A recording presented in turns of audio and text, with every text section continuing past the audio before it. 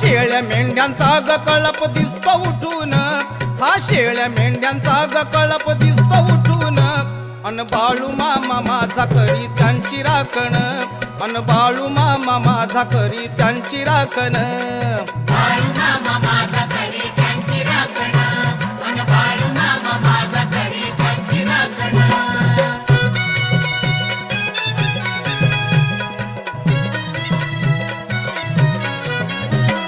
जगाच्या ग कल्याणा संताची विभूती, हरी नाम घेता राही सदा अवतीभवती.